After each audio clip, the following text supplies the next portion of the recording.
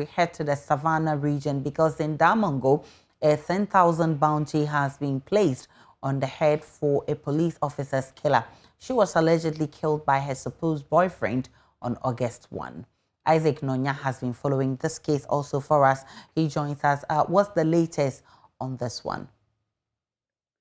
The latest is that nothing has been found about the suspected killer of the policewoman. All that we received from the command this morning is that they are suspecting the suspect to be within Ashanti region, particularly his hometown. But the other development here is that the service was supposed to keep the body at the police hospital in Accra. But yesterday, the family came in from Obuasi and demanded for the body of their daughter so that they were able to give her a befitting burial. They have also pledged to foot all the bills regarding the burial and the mortuary autopsy because they want to be sure of what really killed their daughter, and that's why they want to do the autopsy over there. The command here will be going over to Obuasi comes next week, Saturday, Thursday, which is being set as the 1 week of funeral. Isaac Nonya with that update. Now, earlier this year, a businessman at East Legon was also charged with murder by police prosecutors for allegedly killing his wife. The list goes on and on, including a man who also allegedly killed his wife in a guest room at Somenya this year. The children bear the brunt of the actions of their parents. What's going on in our homes? What can be done to salvage the situation? What are the early signs of these worrying trends? And how well are our women empowered to take a bold stand against abuse? You will have the opportunity to join the conversation via phone when the lines are open. But do these trends have any connection with the economy or the impact of COVID-19? Let's bring in a clinical psychologist, Notedria, and a women's rights activist, gender advocate Dinah Adiku. Let me start with you, Notedria. I agree that this is heinous, this is bloody, and must not be tolerated. Where on earth, how did we get here? All right, so I can simply put this to Dinah Adiku because we've lost Notedria there. How did we get here, Dinah?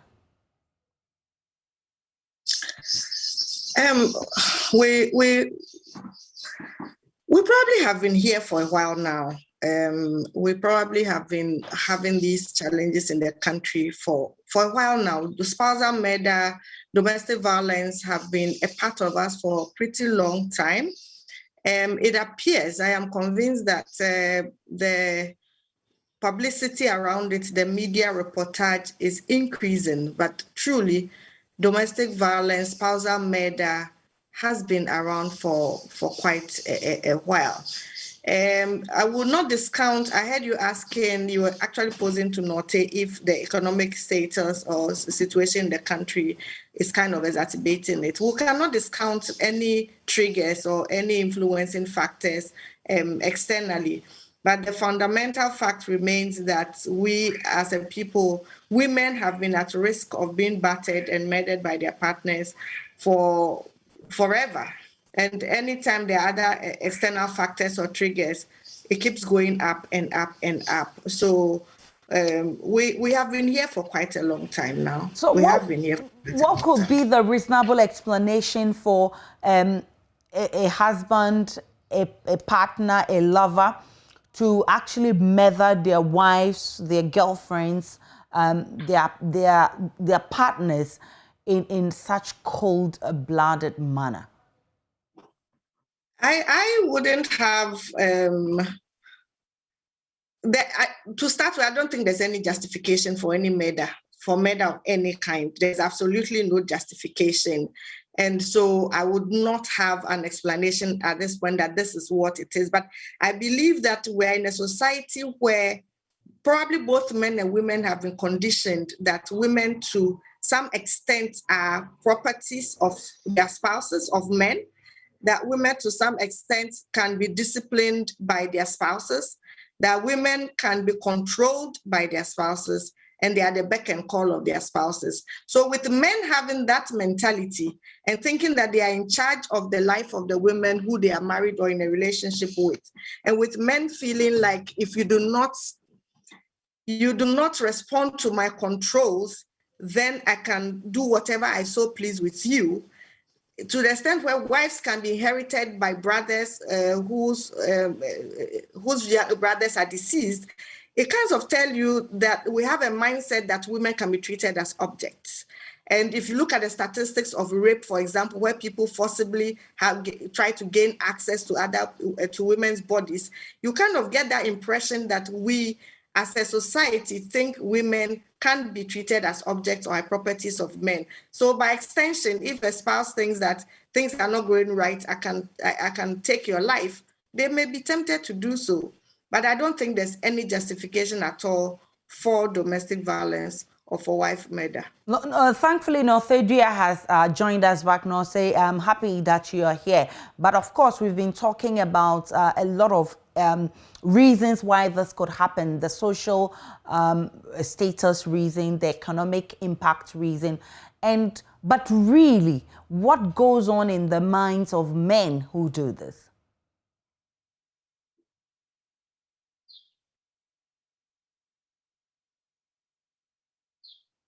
I think we're having. No, take kindly unmute for me. Can you hear me? Great. Can you hear me now? Great. I think Dinah, my colleague Dinah, has talked about societal duty, attitudes, values that facilitate this kind of heinous crime. There is no reasonable or just, should I say, accounting variable that you look at. Okay, so that's one thing we need to know. You don't look for reasonable reasons. You look for factors that could trigger or be associated with these kinds of things. And she's talked about some of them. Partner or spousal violence is something that we deal with as human beings. And it's not, Ghana is not an exception to this. So we have staggering statistics sometimes when you look at it. And it's unfortunate that sometimes you get a spate of or a series of cases that seem to suggest that something is going wrong or there's a common thread. But looking through the issues or the incidents we're looking at, you see that there are clearly relationship issues. There's one instances, I think the man had 4 children with the woman, had or performed any marriage rite or traditional rite. They had a history of spousal disputes, marital friction, and conflict, which I believe a brother of the victim thought he had resolved, okay? And the woman, I believe, had threatened divorce. So again, these same issues were issues of dominance, control, disproportionate power, control over resources, decisions, and so on, inappropriate conflict resolution skills. These are the things that are now being blowing up and over into spousal violence and indeed, in this case, homicide. So those are the things we need to look at. Very often also some signs and some telltale factors that we should be looking out for. A lot of these relationships exist in isolation or withdrawal, in the sense that the family has very little contact and awareness of the circumstances of the relationship and of the family. This allows abuse to persist and continue over years without intervention. And therefore, the victim very often is quite helpless. So these are factors we can look at: low income levels, harsh living conditions, sometimes poverty. Yes, but don't forget, Aisha, that many of us are exposed to these same factors, but it does not end up in the kind of heinous crimes we're talking about. So it's the combination of these factors that can lead to some of these unfortunate incidents. And there are those who are also pointing to the COVID-19 pandemic, how people are stressed, how people are depressed, and of course, this actually triggering some of these acts. Where would you place this in all of that?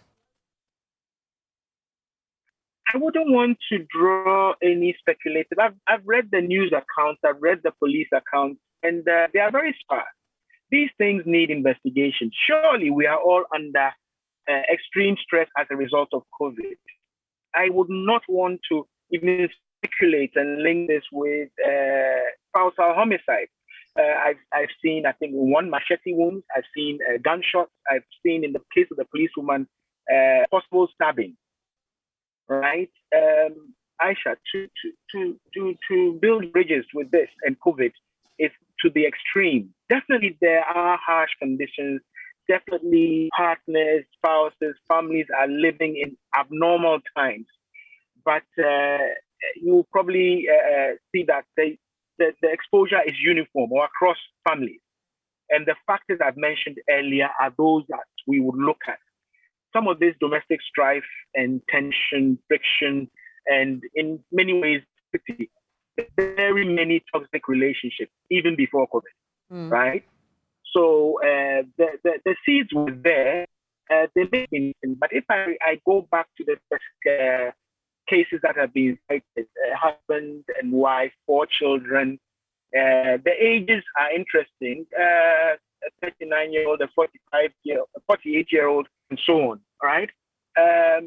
Very often, many of these relationships are declared before they are developed. And the basis for some of these relationships, basically, a man and woman have had a child, whether legitimate or illegitimate, and they are allowed to set off in life together. So there are many, many telltale signs that many families are familiar with, but unfortunately, they tend to condone these things. And they like to say, well, they have children, they are married, or they are living together. In the case of the 48-year-old man, they were not married, at least according to tradition, but they had 4 children. So I think as a society, we need to start looking at some of these things and make sure that we are supporting families. In times of strife and tension also, social support is stretched very thin. So in one of the cases, I think a teenage daughter was on the scene.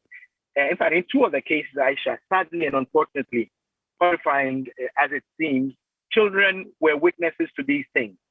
And I dare say if we go into investigating these things, you'll find that these children live in conflict-habituated homes where conflict is the norm. So very often you might hear your dad and your mom going at it, but you never think it will end up this way. And I think as a society, we need to start looking at the social shock absorbers that can cushion some of these families. And maybe we can pick these things before they become dastardly deeds and horrendous crimes.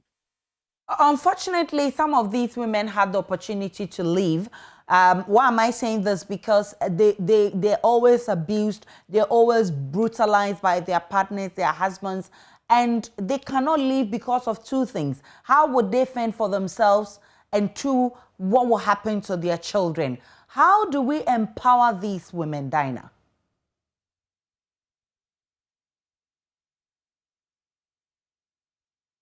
Kindly unmute for me, Dinah. They are so sorry about that. Sorry about that. I was saying that there are so many ways we can go about these. One of it would be first at the state level. What is our welfare system like? Are there shelters for women to go to when across the country? You're hearing these reports from different parts of the country. How distributed are shelters such that victims or women can run to for protection whilst they make decisions about their next step? So in the absence of that, people may be well informed about that they can leave or they should leave, or they know that they have to leave, but truly, where do you pack your bags and head to? That's one big question. There are options of probably going to families, but note that many, many, many women have been returned to the abusive relationship by their families. They've been asked to endure.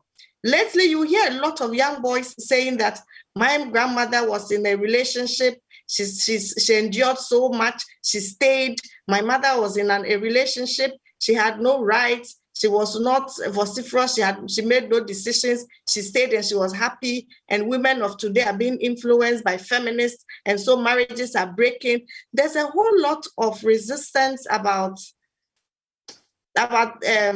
women leaving marriages and how society does not support divorce and women, particularly living an abusive relationship. So it's not that easy to up and leave. We also know we are existing in a system where women are economically dependent. We do a lot of the domestic stuff, but where comes from our income? How do we run our finances ourselves? Are we dependent on the abuser in such a way that we have no finances of our own to live. We also know that the abusers threaten victims that if you leave, I'll take the children away from you. And when I take them, you are never, ever going to see them again. And that is one scare, because some of the times I know of a woman who left and her child, a 16-year-old daughter, is being sexually abused by her partner. Her 16-year-old daughter is being sexually abused by the partner. And the father tells the girl that if you mention this to anybody, I'm going to kill your mother. Goodness. He knows of the strong bond between her and her mother, and he's exploiting that bond. So there's so many issues around domestic violence that we need strong support systems, not only with the family, but also at the state level, by government. Civil society is doing its best. Government would have to do some more to make sure that there are options. Having said that, the narrative around divorce and enduring abuse is so strong, it almost counters the message to live and live. Live to live is a strong message, but it looks like endure abuse is a stronger message out there, such that people are trying to normalize and hoping that the abuser will change. Many of them are burdened with the responsibility to fast and pray. We've spoken with a lot of abused women who think that if they continue to pray and fast and work hard and change themselves, the abuser will change. They see the abuse, they know it's there, but they hope that tomorrow it will change. But the truth is that day after day, it gets worse, and many have lost their lives in the process. So it's a very big, complex thing that we need to have repeated conversations about. There's really no one way out, but there are a lot of options that can be explored. And when you keep raising it like on this platform, we probably will get to evicting one at a time. But it's a really complex situation. Quite interesting perspective there, but also worrying at the same time. Let's get on to our phone lines because I promised that I will be opening the phone lines. The number is 030-221-1691, 030-221-1692. My first caller is from Oda. Frank, what's your take on this one? Yeah, good evening. Good afternoon to you, Frank. Afternoon, yeah. My problem is with society. You see, what I have is that sometimes a lot of people are going through problems in their marriage. But this is the case when you go to complain, even to our pastors, even to our parents, they don't want to listen. Who is listening to them? Nobody is listening to their opinions, what they are going through, they are suffering. Oh, go there, things will change. Oh, go back, things will change. But the person is suffering. And the past 1 month, you see the number of killings going on. I wish somebody could have listened to these people, these women. There are some men also who are also suffering, but nobody is ready to listen to them because of our society, the nature of our society. We think that marriage is something that no matter what, you have to stick to it. Even when people are dying, we have to stick to marriage. Thank you very much, Frank, for that point. Let's go to Vida from Taifa. Vida, you have an experience to share? Okay, so I want to come from the legal aspect. I mean, not as a legal person, but looking at the legal institutions. So, for instance, a woman is married legally and she's being abused by the husband. The fear of even going to the court, people are saying that leave and leave. But then you go to the court to seek for divorce, and the process you have to even go through. Sometimes you are even, people are scare you of that, oh, you want to go to the court, it will take eternity before you are granted divorce and all that. So, well, if I cannot, just living and going to stay doesn't mean I am legally divorced. So I still stay in the marriage, and then you go through the abuse, and finally you are being killed or something. So we also need to look at the legal institutions. Sometimes it takes a year, 2, 3, before you are even granted divorce. And by the time you are granted divorce, you are dead or something like that. Thank you very much. Now, Mankama is calling from Wa. Mankama, let's hear you. Thank you very much. Good afternoon. Good afternoon, and you are on the pulse. Yes. I I would wish to attribute this to our parents and our relatives back at home. Like the first caller indicated, when your daughter or you are having a family somewhere, you needed to visit them regular, give them a regular visit, check up on them. What is worrying them? What is happening? Are they sitting peace? Is something worrying them? But when your daughter or your relative is married somewhere, you neglect them, thinking that they are adults. They can cater for themselves. And you are there. What is happening to your daughter there? Do you know? You don't know. So let's sometimes one of the couple will be suffering from mental disorder. By then, if such a crime could have done, then maybe in your presence you would have taken care of those things. But we will sit down, reluctantly, watching, you will not visit, you don't know what's happening to your daughter somewhere, and you think that once she's married, that's all. Thank you very much. I think it's a question I'm going to be putting to Nortedria on whether we should include, just as we do HIV test, genotype test when getting married, should we include mental health checkups and clearance certificates to be able to get married? I'll be putting that question. Let's pick our last caller, Reverend Eric Tay. He's calling from Odumase. Good to have you, Reverend. Okay, I think we lost him over there. No, I'm still on the line. All right, good one there. Yeah, let's hear you, Reverend.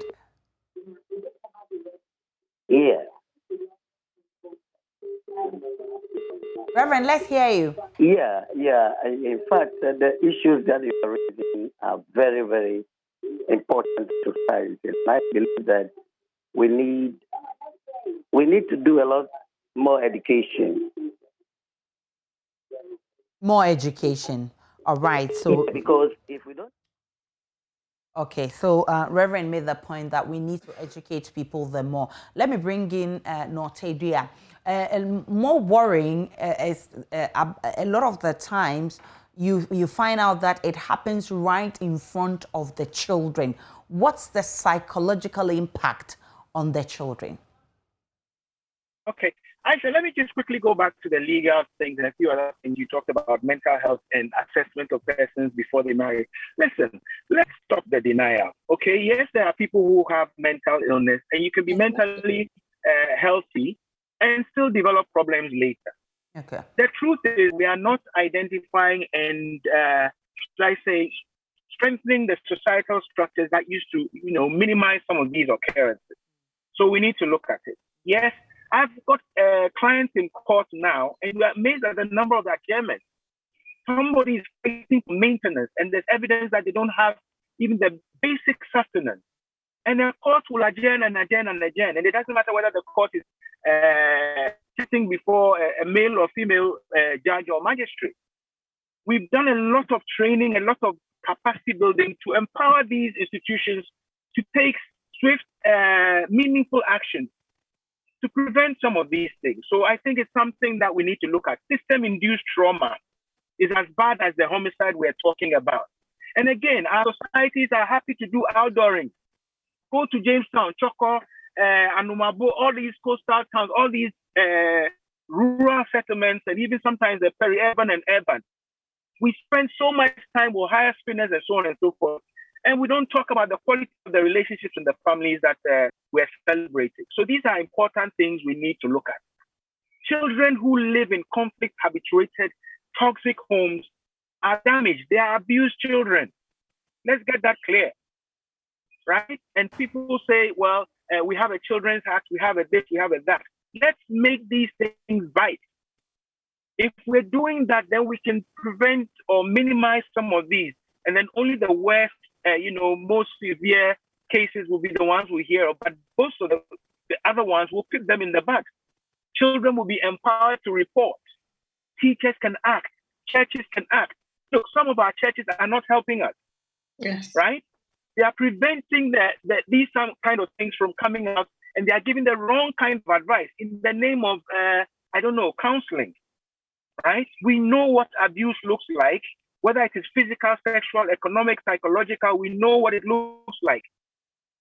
Adoption, I'm sad to say this because I spent several years, decades of my life, building capacity. But sometimes some of our supportive agencies are not helping. I've got cases I can cite that I wasn't too happy about the intervention. Some of them were inconclusive, right? So we need to build our capacity and maintain the capacity. When we put personnel in these agencies, check what happens to them. Diana will tell you, we lose the capacity. I was a member of the Domestic Violence Management Board. So I know we've got a women's ministry, but very often we are not getting to the root of the issues. So these are the things that will prevent some of the things that we're talking about and unfortunately discussing. And I think we can go further. You see, the media will take it up like we're doing now, but in a week or two, will we find out what has happened to the family? These are the important things, I think, for every society that is doing well in managing some of these things. We can't eliminate them, but we can do better at intervention, prevention, and management. In 2 weeks' time, will the media want to know what has happened to these families? Will the media want to know what has happened to the police case, and so on and so forth? These are the things that we need to look at critically and strengthen these social agencies so that... All right, so Note Dria has just made that point over there. Dinah, and I saw you responding in the affirmative. Okay. Yeah, we go do ahead, many things that look at the condition of the person and not the position. Aisha, as you said, what's your position in society as against your condition? You look good, you are looking good, Dinah is looking good. That's condition. Let's look at the position of women and minorities and start doing something about them. All the political parties and the state agencies that are talking about, we are socially inclined, we are a socialist party, we're not doing that. Go and look at the state of social welfare. Okay. This is what we need to be doing critically as a country. Then we can say we have been disappointed the marginalized. And of course, there are those who are living very well educated, and still this happens. So let's not pretend it's only in the villages. And look, I can tell you things happening to people in East Legon and other places. Yes. And they are driving lovely cars. Okay. It is only when it goes so bad that we take it up and we talk about it. So all those who called in, the views are there, but there are many families, many churches, many societies that are supporting and endorsing and condoning some of these things. And we have victims suffering in silence until one gets killed, and then we come out as a country and we are so concerned. Let's follow this to the root. And sometimes the family gets the woman to go back and say, no, I don't want this issue to be handled by the police. We want to handle it as a family. But Dinah, the bit about children, the fact that the impact is not just on the individual level, societal, when they come out to be violent, it affects society. Then it means that the state has a big role to play in this. What role does the state need to play in all of this? I mean, I think between Note and myself and even the callers, we've all pointed to the roles the state should and must play. Somebody called our attention to the justice system and talked about how slow, how frustrating, and how sometimes expensive it is. So that alone is discouraging to the victim and empowering of the abuser. So long as you are sure that she's not going to pull this through, she cannot raise the cost, she doesn't have the time, you are going to drag and waste her time, I'm going to keep the case for as long as this is going to go on. It's so discouraging. So what that does, it empowers the abuser. That's one. Let's talk about welfare. We've been talking about support. We talk about shelter. We talk about the need for funds. How do you move about and all of that, security, protection, and everything when you leave? You know, we know of women who were killed after they actually left the relationship.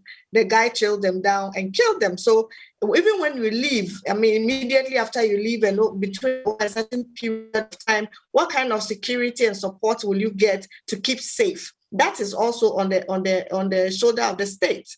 And then the care for children who are products of the abusive relationship, relocation and all of that. So there's so much the state can do, awareness, and we'll talk about awareness at levels. We'll talk about awareness of people are talking about TV and radio programs and then community debates. But we are saying even in schools, what is our curriculum like?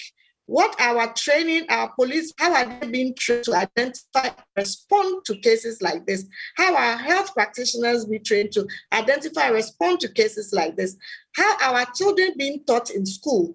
What is the kind of message they are getting that empowers them to grow with a certain mindset? And when we talk about victims of abuse, the children who witness this form of abuse, there's evidence that children who witness abuse in two ways as they grow up. Some of them actually become abusive themselves, and some of them they internalize and accept abuse that they are expectant of abuse in their relationships. To the point they do not resist, do not fight, and they get the worst forms of whatever, especially if they are girls, they get the worst form of whatever their mothers or parents expect. So it's so complex, there's so much, but so much work has been done on this in Ghana, yet we are so this far away from getting to solutions. For some of us. And I couldn't listen to all of the stories you were cataloging over the different regions because it just was simple, and I needed to be in the right frame to have this conversation. So it's there's so much the state has to do. Above all, how much budgetary allocation is there? The institutions and the structures are there. Aisha, what we are saying, we are not calling on government to set up new institutions and structures to respond. There's a well thought through policy or law. There are well laid out institutions and agencies to respond, address everything. Many of our challenges is between resources and capacity, backed by maybe a lot more political will to get these things addressed. Not to put an issue before you as a media. Not too long ago, probably in March, you broke a story about Lillian, who we believe was murdered by her partner in East Legon. We made a whole lot of noise about that for 2 weeks. But we hardly get to a report on how it's going up in the court, how the case is going. And when there was somebody blew whistle that they got, but there's no light on the case. You can imagine how her children and her family are feeling now if things are not going right. So all of us have a role to play, every single one of us, and we need to be conscious about that. And on the light note, but very important, the jokes we make about domestic violence, we laugh about it in social media. Social media is one powerful platform. We mock women who want to leave. We mock women who stay. We just mock everybody. We are insensitive, so people keep hiding and pretending and putting a front and dying slowly and silently. Many are those who have been killed by stabbing, by shooting, by strangling, but a lot more are those who have been killed emotionally and psychologically. They are actually practically and Dinah, you are so right. The media also has a role to play. But you know what is disheartening? When we highlight the issues, and recently there was one woman who was beating up to the pulp.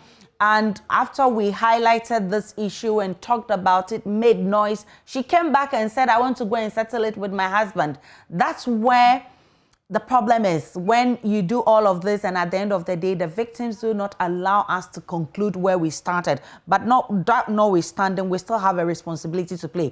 The phone lines are still opened. Prince is from Sunyani. Prince, let's hear you.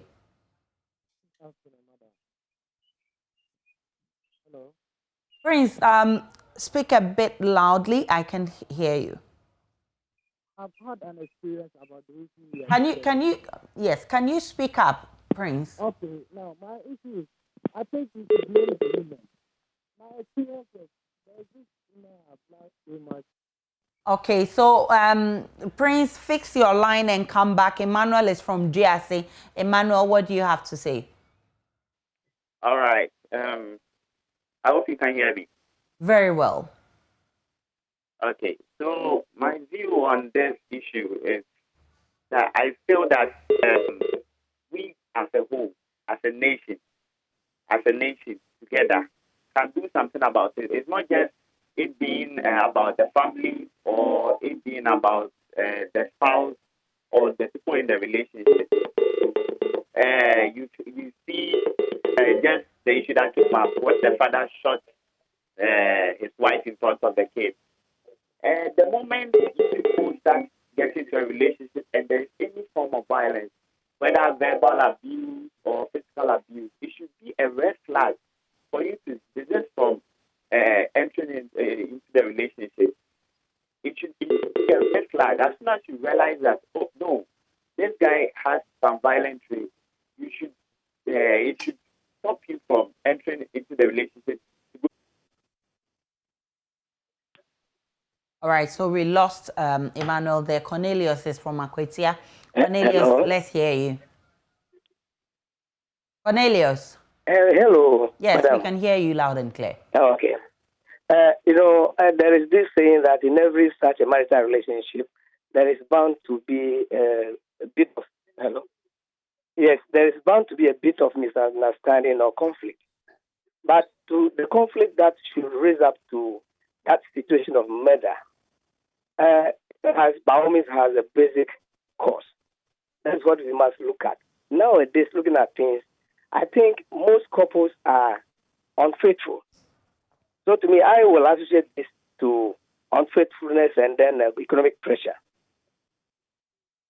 Unfaithfulness and economic pressure. Okay. Because those are the only issues that could result to such a conflict and then leading to a murder of a couple. Aside, because other conflicts are there which could be easily resolved. All right. So if there is unfaithfulness and economic pressure, this could lead to such situations of murder and other things. So I think we must deal with that. Thank you so much.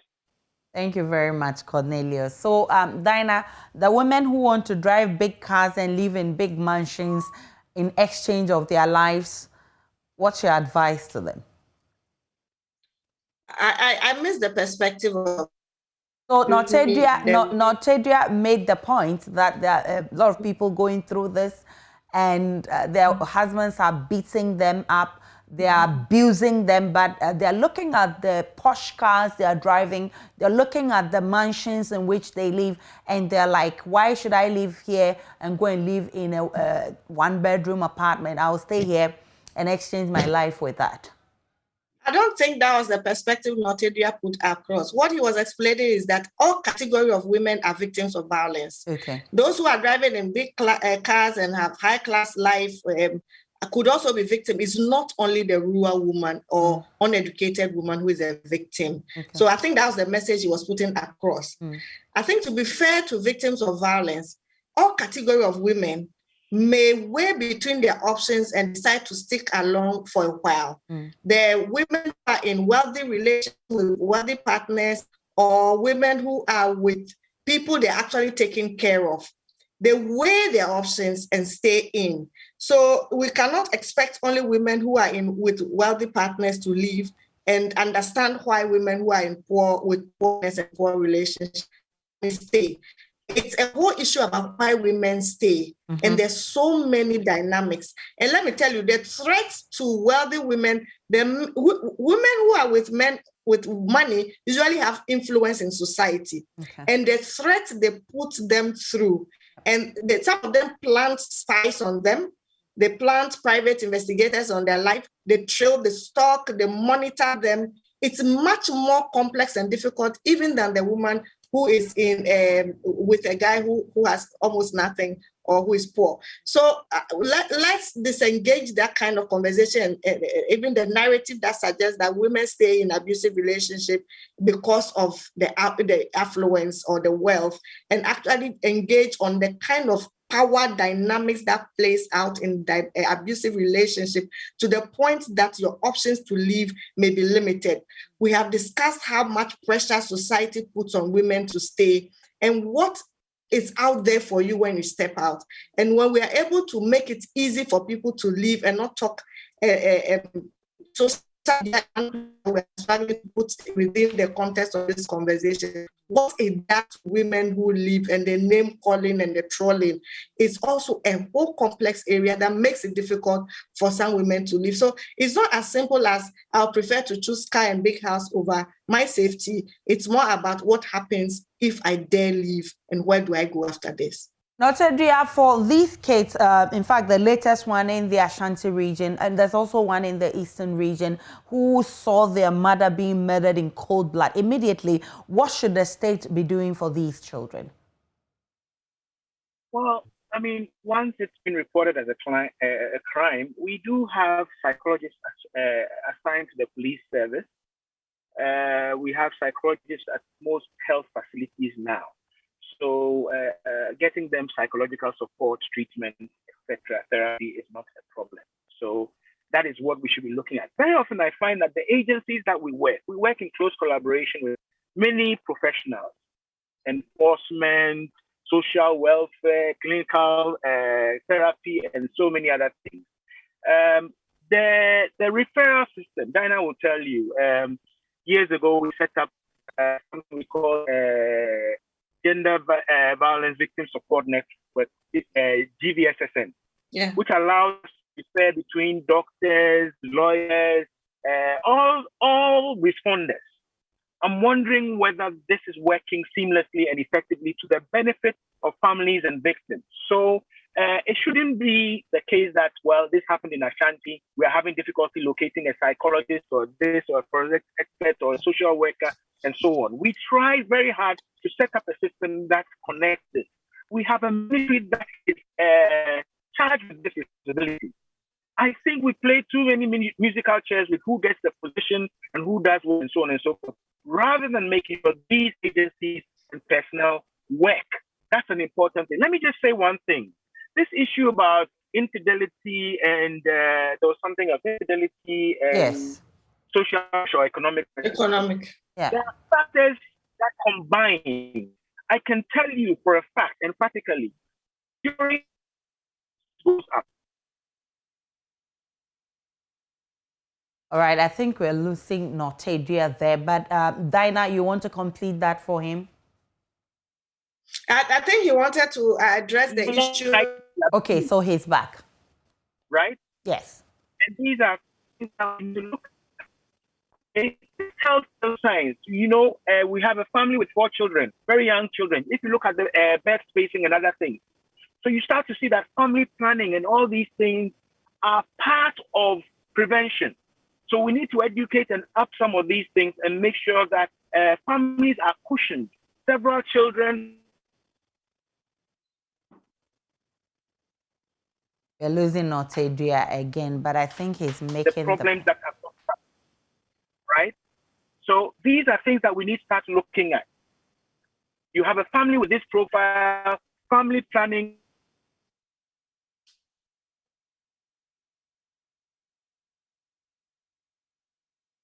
We're losing Notedria there, but he makes the point about the role that everybody plays in resolving this issue. And I think the same point Dinah Adiko has been making. I'm grateful for your time, lady and gentleman. Dinah Adiko, she's a gender activist. Notedria is a clinical psychologist. This is a conversation that will not end here.